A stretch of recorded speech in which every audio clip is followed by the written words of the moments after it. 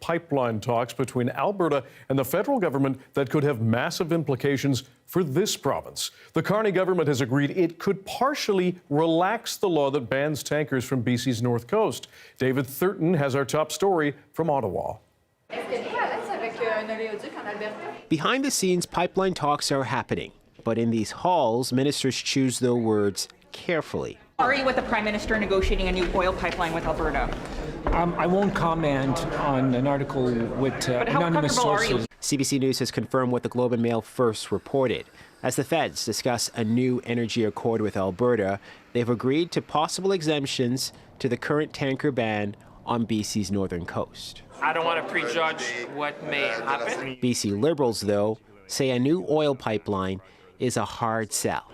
It's going to have provincial buy-in and Indigenous support. They're going to need to ensure that there's actually a proponent for this. I have not heard a private sector proponent. The news that Ottawa could soften coastal protections is not welcome by some.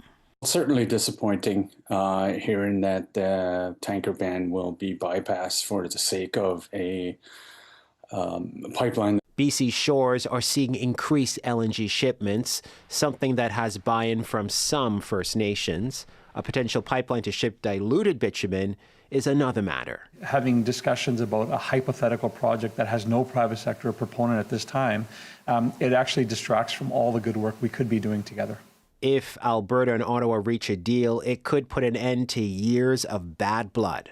Obviously, Smith was not a fan of Trudeau and the Trudeau Liberals. Probably the same could be said in reverse. Mending that rift, though, could strain alliances that keep the Liberal minority government intact.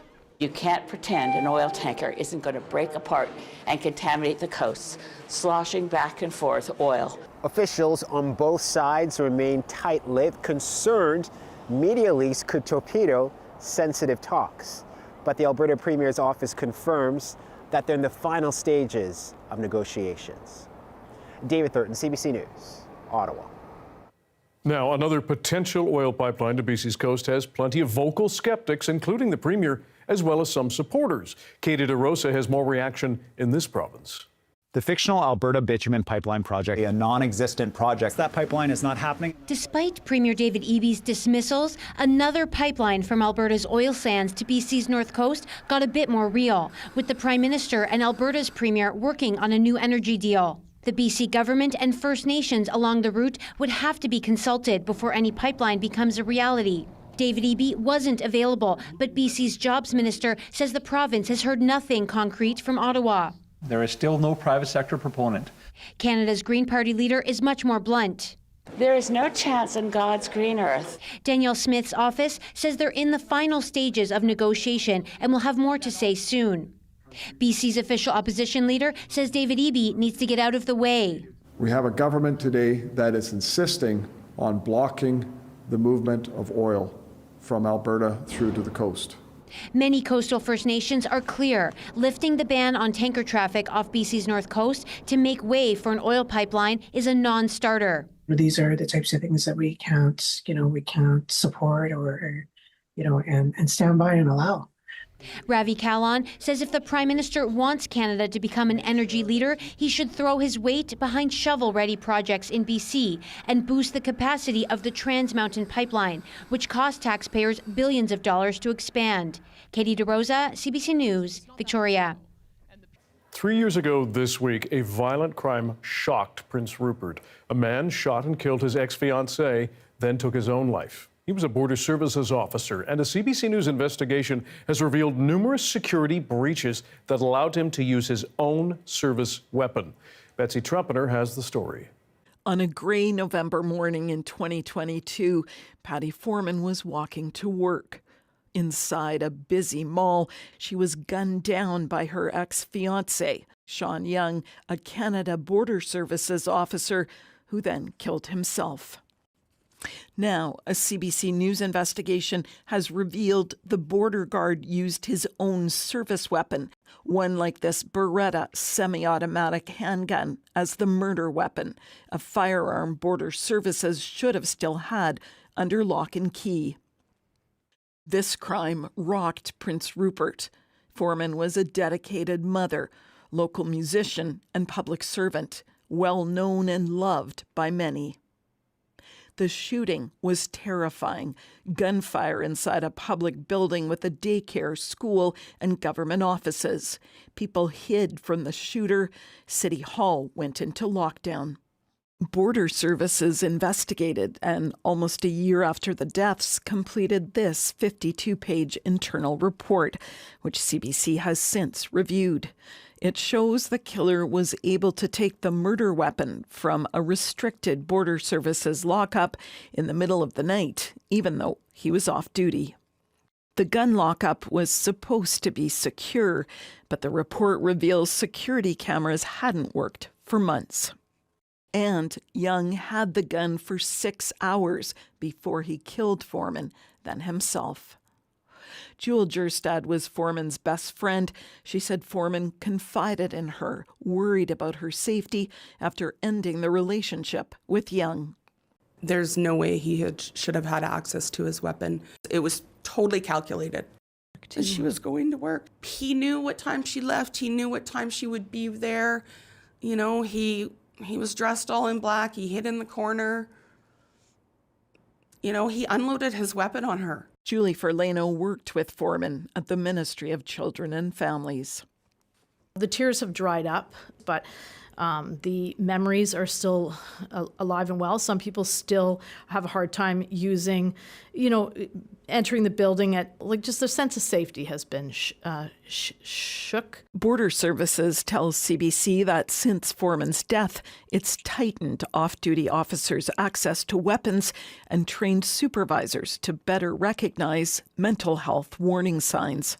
But the agency says it won't release more information about Young, even now after his death, because of the Privacy Act. But Ron McDonald says the public deserves answers. He's the retired head of British Columbia's police watchdog, the Independent Investigations Office of BC. You have an individual who is in the employ of the state, who committed a murder-suicide, who used a publicly owned firearm to do it, and committed that act in public.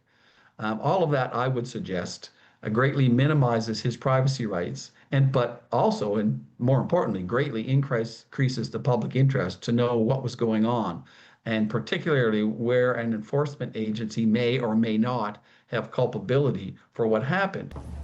3 years after Foreman was killed, her friends and family in Prince Rupert are still grieving, still wondering if her death could have been prevented. Betsy Trumpeter, CBC News, Prince George.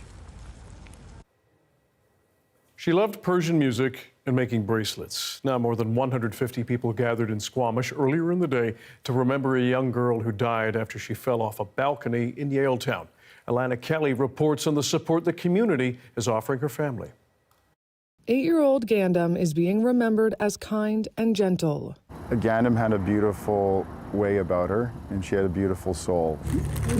Family members and dozens of supporters came together in Squamish for her funeral. A lot of people coming from Iran and Brazil. Gandam was visiting her father's condo in Vancouver on November 11th when she fell from a balcony. Gandam was full of life, and I can't imagine she's gone. It's very heartbreaking. Her mother, Masa Hadiadzada, is well known in Squamish, working as the director at Willow Brae Child Care Academy. Masa is a wonderful mother, absolutely wonderful. And her daughter, Gandam, was the center of her universe. And I just know how happy they were together. Gandam's mother had remarried and is pregnant. And I know Gandam was very much looking forward to being a big sister. Gandam was a child others looked up to, and she loved to make bracelets for people. She had a very special bond with younger children, and what we heard that she had amazing friendships in her school in Squamish, and her friends where she was before, Vancouver school, they are devastated. She adored Persian music, art, and popcorn. She was humming and singing, and they would be always surprised how she's learning the lyrics and all of that. Vancouver police are still investigating, as they do for all sudden deaths. We believe we do understand what transpired, and we have a clear picture of what transpired, but we're going to share our findings with her family before we share them publicly. Gandam's mother is now leaning on those around her for support. It's going to be a very, very tough journey ahead, and we're there for her. This community showed up in person and also online. 615 people donated more than $41,000 to support this family. Alana Kelly, CBC News, Squamish.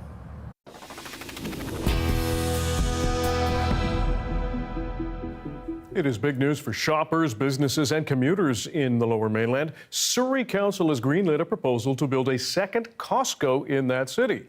The CBC's Saurabh Sandhu reports on concerns about traffic and the impact on other stores. What this is about is location, infrastructure, and safety. A South Surrey resident makes her case against building a Costco in her neighborhood. This proposal places an industrial-scale business directly inside a newly developed residential community.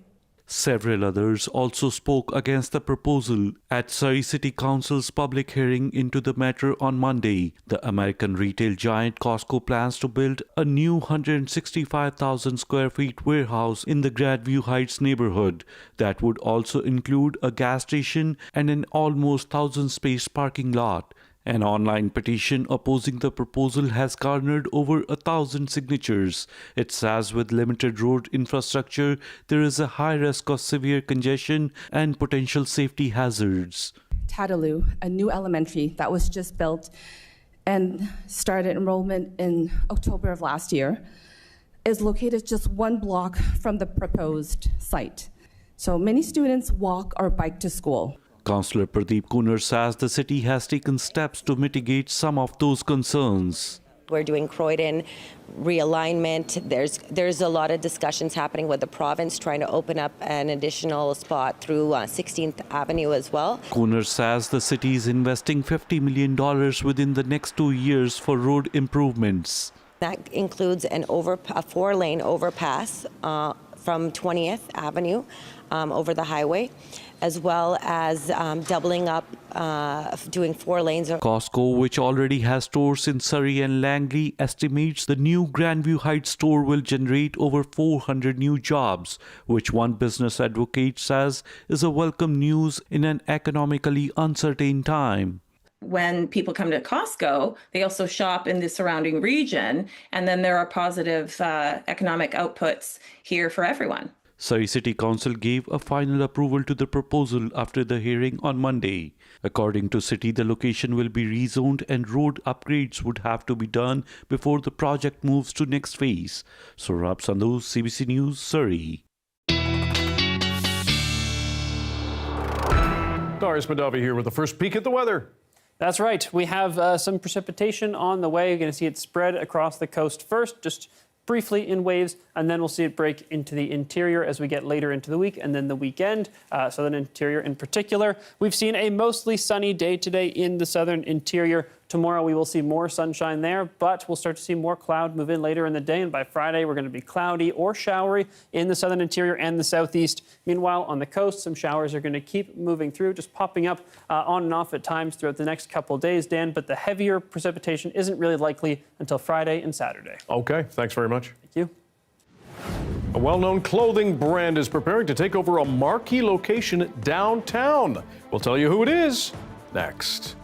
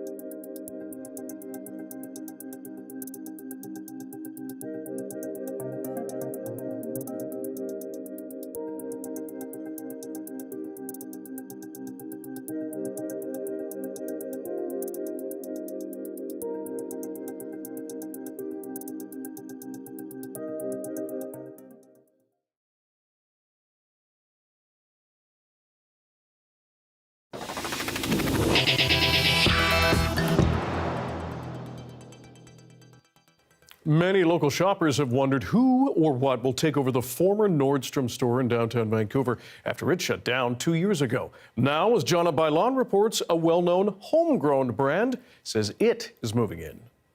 It's been empty for a couple of years now, but the corner of Robson and Howe will be home to a new Aritzia store. The brand announced its new flagship on Wednesday morning. It'll be about 40,000 square feet, set across 4 floors. CEO Jennifer Wong says Vancouver is where the brand story began, and we're thrilled to bring an even more impactful Aritzia experience to the heart of the city with our new Pacific Center flagship. It's really good for adjoining businesses in that area and just for people who are spending their time downtown working or living. I think it's really going to help bring back a vibrancy to that part of the city. With such a large space to fill, I asked if there are any concerns that the brand is growing too big, too fast. Gray says he thinks Aritzia's CEO is doing a good job. Not doing it so quickly that it's done in a shoddy way. It's being done very carefully with great locations, really well-designed stores. They have such a strong base. I have no concern about their growth rate right now. The brand says the new space could also house a cafe or a restaurant. The building has been empty since Nordstrom closed in 2023. The new Aritzia store is tentatively set to open in 2027. Jonna Bailon, CBC News, Vancouver. Ahead of the busy holiday seasons, other small businesses are reminding you to please shop local. The CBC's Michelle Morton spoke with some Indigenous-led stores in Vancouver. So this sticker here says unseated. It has a little Sasquatch and a coyote on there. So my daughter helped me design that one. Naomi Narcisse says her apparel and accessories company is a family business. I utilize a lot of pictographs, which are the ways that my ancestors would tell stories. She says after moving to Vancouver from Shuswap with her children, selling her creations became a way to make ends meet.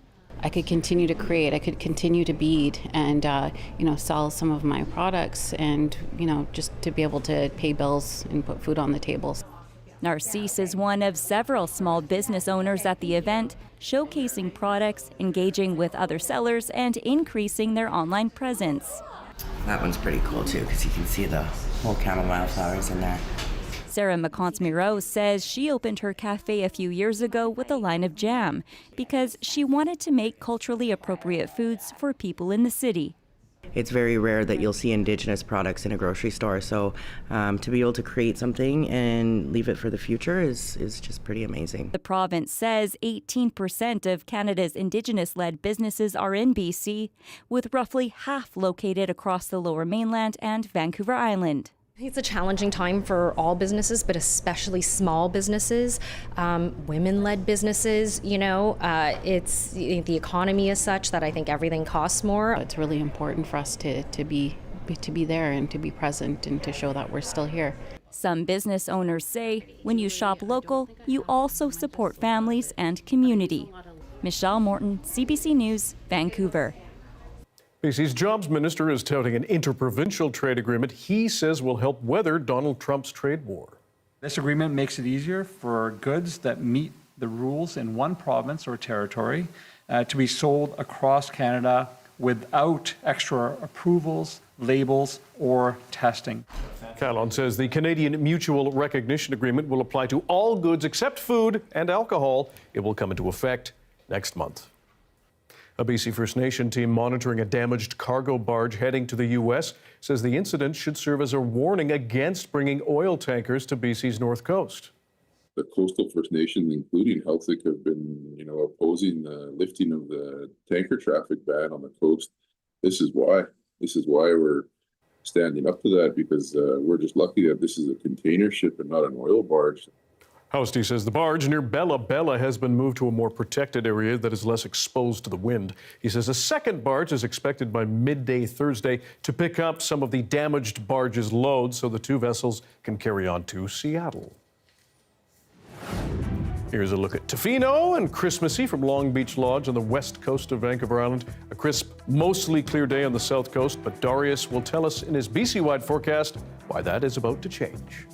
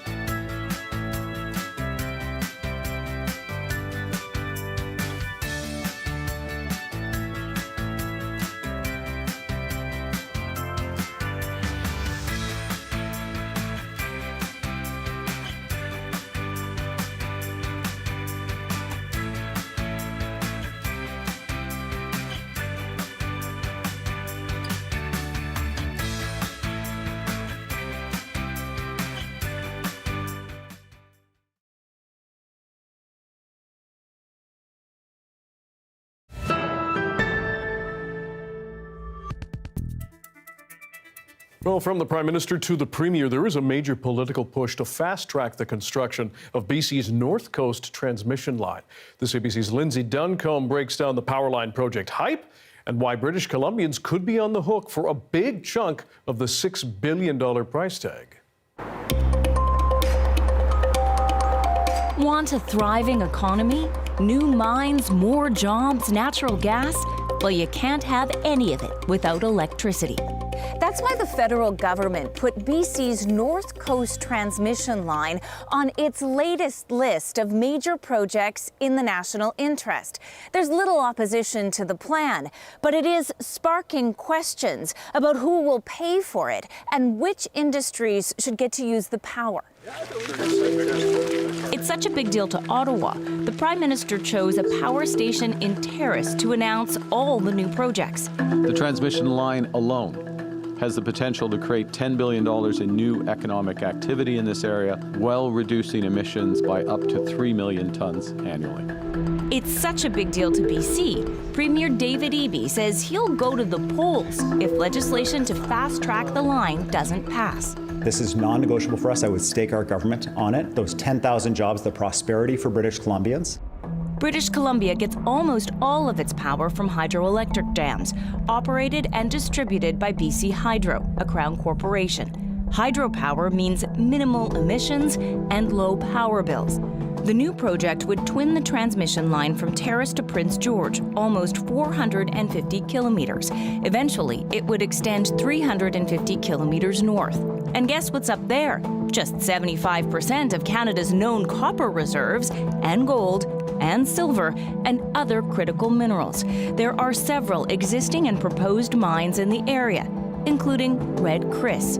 Its expansion was on the government's first list of major projects. BC's Energy Minister Adrian Dix is keen to supply them all with power. What makes the North Coast Transmission Line, I think, special as a project is what it unlocks for the whole economy, the jobs it unlocks, the revenues it unlocks, the royalties it unlocks, and of course, the wealth for people in the region, including First Nations. If you can't get electricity to a mine, then you don't have a mine.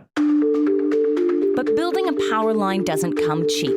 The price tag for the first part alone, $6 billion. The Canadian Infrastructure Bank just announced a $139 million loan to kickstart construction.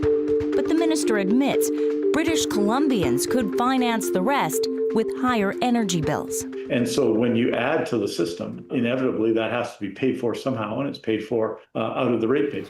Now, the other industry to benefit from the new transmission line is liquefied natural gas. Electricity is needed to power the proposed massive Silisms floating terminal near Prince Rupert. It's a partnership between the Nisga'a Nation and an American energy company, and it's also on Carney's list of nation-building projects. In fact, British Columbia has laws requiring all new LNG projects to have net zero emissions by 2030, provided there's enough electricity. The province says that gives it a competitive advantage, especially when selling LNG to countries worried about climate change. But not everyone thinks gas companies should get priority on the grid. The thing that doesn't make sense to me is to provide subsidized electricity to LNG when you could do so many other things with that electricity. Andy Hura is a political science professor and runs the Clean Energy Research Group at Simon Fraser University. He thinks by the time all BC's proposed LNG projects are up and running, other countries won't want to buy it. He expects renewables, like solar panels, will be cheaper by then. The world's economy is transforming towards clean energy, and we're going to be left at the bus stop while everyone else moves on. He'd like to see BC use its power in other ways. Take that electricity and create industrial parks. Send it to mines. Train First Nations to work in those mines. Send it to the highest bidder and use that money to transform our economy. These are better uses of that electricity. Construction on the new transmission line should begin by summer, but it'll take a decade or more before it's all up and running. There's little question the power is needed, but some debate over who needs it most. Lindsay Duncombe reporting. The Alberta government plans to allow doctors to work publicly and privately to try to cut surgery wait times. This would be a first in Canada, but as Sam Sampson tells us, some critics worry it could create a two-tier healthcare system. This greatly benefits everyone on surgical wait lists.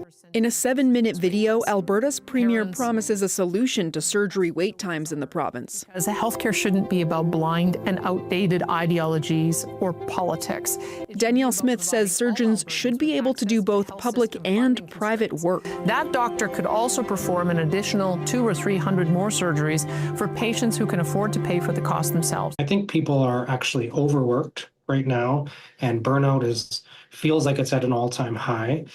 So I don't know how much capacity there is to add on extra work. Their surgery day.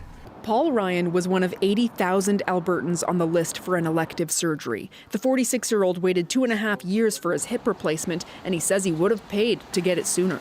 It was that bad. My quality of life, I suffered every day. I was waking up angry, depressed. It was taking a real toll on my life. So I definitely would. At that point there, my wife and I both said we would have done anything. You can always make more money, but you can't get your health back, right? Right now, Alberta contracts private surgical clinics to provide things like outpatient knee and hip replacements. The province promises no public money will fund private surgeries, but health policy experts say this could change the healthcare system dramatically. This has never been done before. Fouffard worries the new system would actually drain public resources since there could be more money in private surgeries. He's also concerned about a possible two-tiered system. Are we comfortable as a country with the fact that we have two parallel streams and that some people with additional means can gain access in a way that the rest of us cannot? Physicians say they need more details. Those will come when the bill is expected to be introduced later this month. Sam Sampson, CBC News, Edmonton. Alberta is also preemptively invoking the notwithstanding clause for the second time in just 3 weeks. It's now being used to stop court challenges to a series of laws affecting transgender youth. As Aaron Collins shows us, the move has sparked a strong response. Before it was even tabled, backlash to Bill 9 building outside the Alberta legislature. I can't think of a single person whose life is being improved by what's happening with Bill 9. That bill uses the notwithstanding clause to shield 3 laws passed last year. 2 are currently being challenged in the courts. All impact transgender Albertans, but opponents say using the notwithstanding clause, which allows governments to temporarily override charter rights, affects everyone. When a government uses the notwithstanding clause to strip away rights, it is not just targeting one group, it's attacking the very foundation of our democracy. The laws covered by the bill include restricting access to some gender reassignment treatments for youth, requiring parental consent for students under 16 to change their pronouns, and limiting participation in women's and girls' sports to those who were born female. These measures reflect the views of an overwhelming majority of Albertans. Alberta's premier says using the notwithstanding clause is about ensuring governments aren't overruled by the courts. By invoking it, we're keeping these decisions in the hands of those who are directly accountable to Albertans. This is the second time in under a month that Alberta has invoked the clause. We're not gonna take it! It was embedded in back-to-work legislation that ended a weeks-long teachers' strike, too. Historically, the notwithstanding clause has primarily been used by Quebec, but in recent years, Ontario and Saskatchewan have invoked it too. The provinces have used it more, also since there's been a kind of ideological non-alignment between a federal Liberal government and provincial Conservative governments that's sort of kicked off since 2015. Saskatchewan's use of the notwithstanding clause for its pronoun law is being challenged in the Supreme Court. Alberta's law could face a similar fight. Aaron Collins, CBC News, Calgary. Prime Minister Carney is in the UAE hoping to ink an investment deal. We'll have that and other questions about his visit after the break.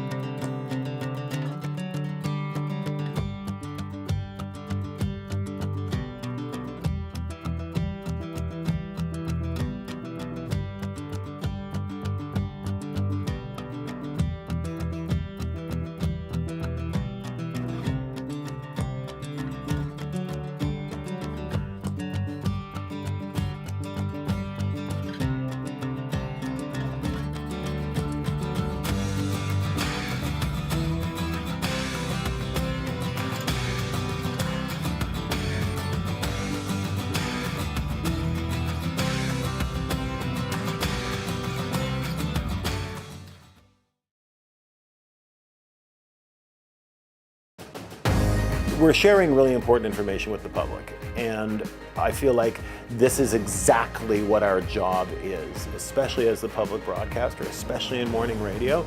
That's incredibly important.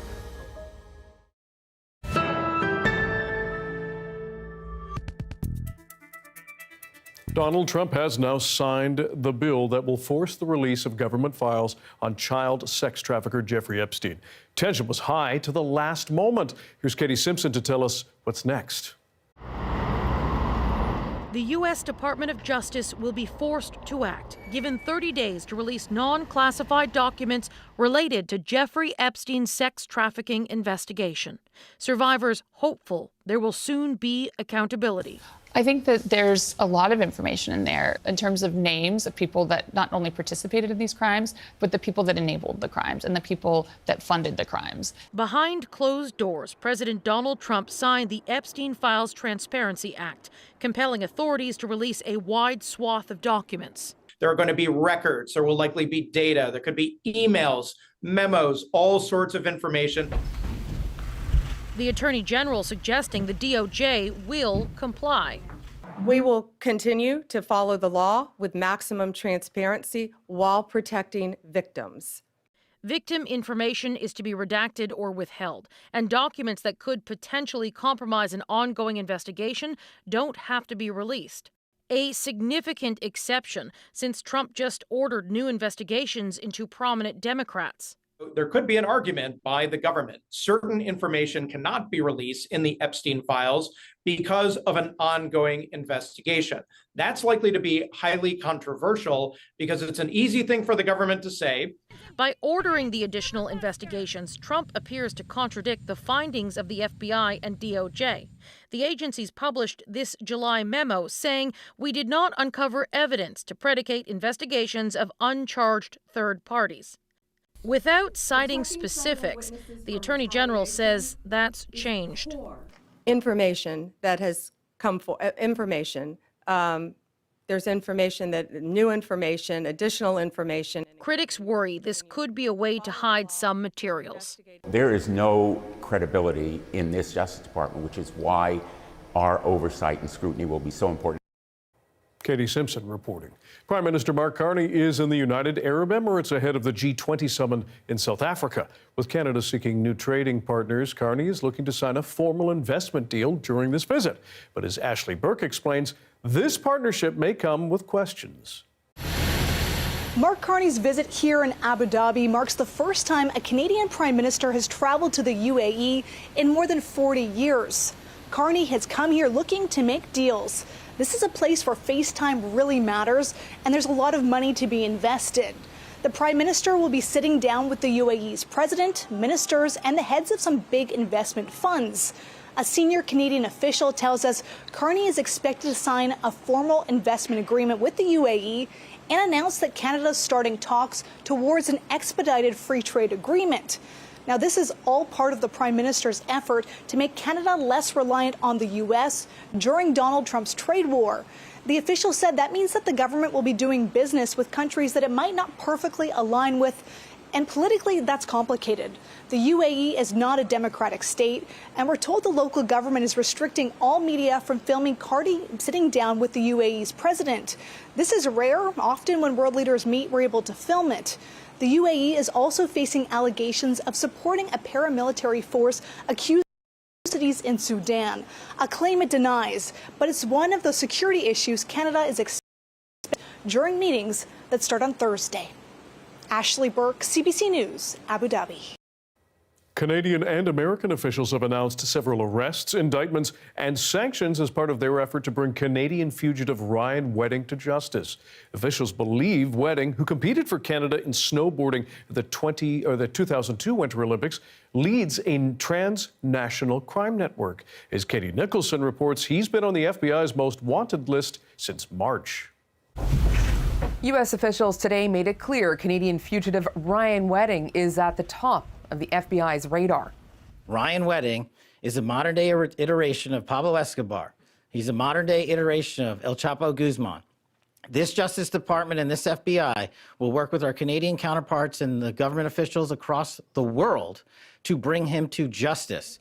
Attorney General Pam Bondi announced the reward for information leading to weddings capture, up from $10 million to $15 million, as she announced new charges against the former Olympic snowboarder.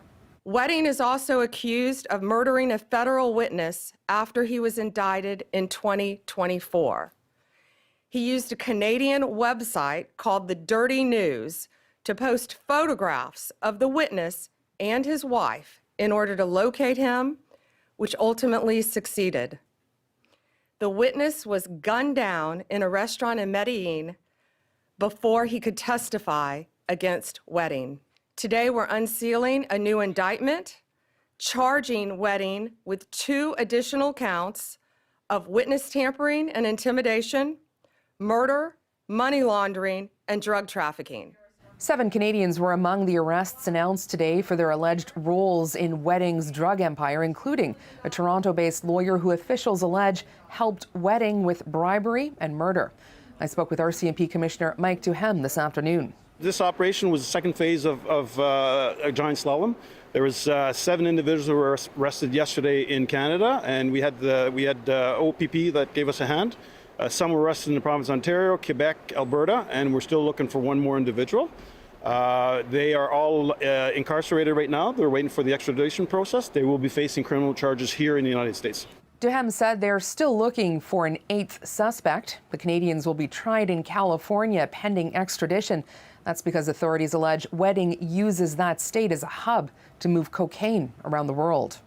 Katie Nicholson, CBC News, Washington. The weather update is brought to you by BC Cancer Foundation. Give today to bring more progress and possibilities to patients and their families. Your donation changes everything.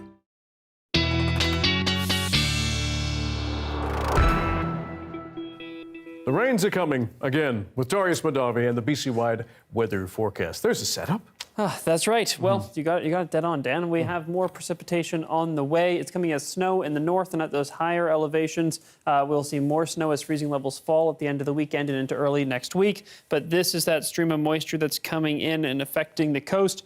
This model has it coming a little bit further south than some of the others. Others have it up here, and some still have it as we get into the end of the weekend, dipping south of us. So bit of uncertainty there, but rainfall totals aren't expected to be too high for the south coast, at least through the end of the day on Friday. We may start to see those totals start to tick up more as we get into Saturday. Here is where that precipitation is coming as that system comes in to the coast. Then we see some snow break in, mostly confined to the north and then down into the southeast. The southern interior stays mostly dry until we get into the weekend, and we're really only seeing some showers for southwest BC, especially really anywhere south of the North Island, until we get into the weekend, and then that heavier precipitation will start to move through. We're probably talking a few hours of heavy precipitation here for the lower mainland and for the greater Victoria area, but for the west coast of the island and other places that typically get more precipitation, probably seeing higher totals there.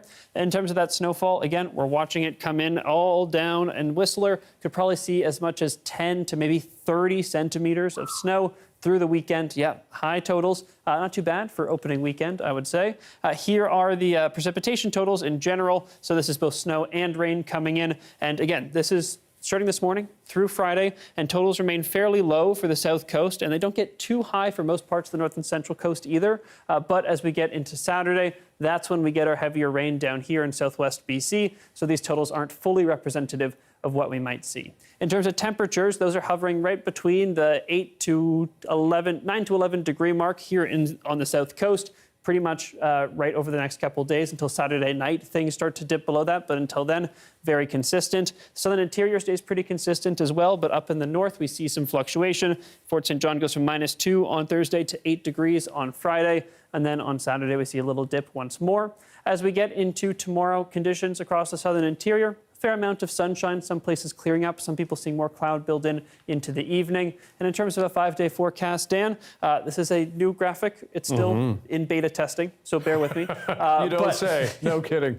But we have mixed skies tomorrow, and then we start to see some gusty conditions Friday and Saturday. We love beta testing, don't we? Yeah. Thanks, Darius. Thank you. The UK is about to make it illegal to profit from the resale of concert tickets. We'll look at what is and is not being done in Canada about the same thing. Stick around.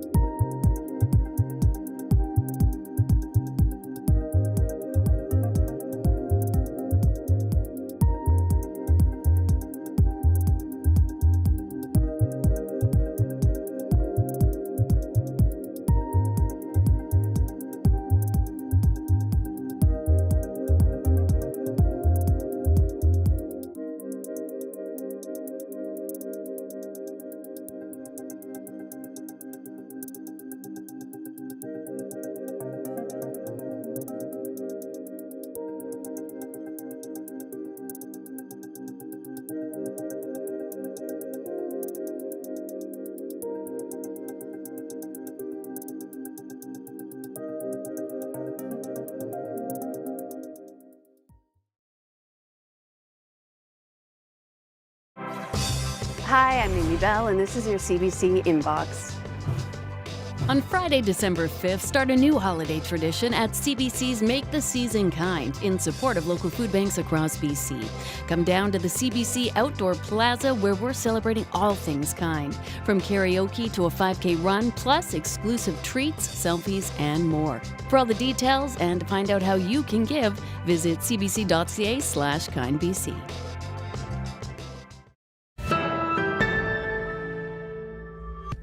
When you visit a doctor and get a prescription, it often comes in the form of a pill. But some people in rural Karameas got a prescription to the recreation center instead. And as Tiffany Goodwin shows us, the regional district hopes to extend this program. Ian Walters received a prescription from his paramedical nurse. The directive? Head out to the nearby Similkameen Rec Center and take part in programming free of charge. The results? Before I started the program, you see how slow I am on a walker. Before I was worse. And everybody tells me, that, oh, Ian, you're getting much better walking. The program not only helping his physical health, but also helping him through a dark time in his life. I lost my wife last year, and so it's really good for me to get out. I have to be forced to get out of the house to do something. It's all part of a pilot program with the regional district of the Okanagan-Similkameen. So far, 20 prescriptions have been handed out and used. The program itself, at the highest level, is supplying prescriptions to healthcare practitioners so they can give them out to customers, allowing them to recreate and heal quicker and faster. Area Director Tim Roberts would like to see the program extended beyond the pilot to continue bringing greater health to the area. I think it's fabulous. I'm also a full-time paramedic, and one of the greatest things that we see is the help that it has for people that have frequent issues around isolation, around limited mobility. Similar programs have seen success in other parts of Canada, and research from UBC says this kind of initiative can make a big difference. Having these sorts of programs in the community also helps to lower any barriers to access. So this can lower barriers in terms of cost, transportation. As for Ian Walters, it's immense gratitude for that paramedical nurse. I would suggest it. For sure. He hopes the pilot continues and others fill their prescription for better health.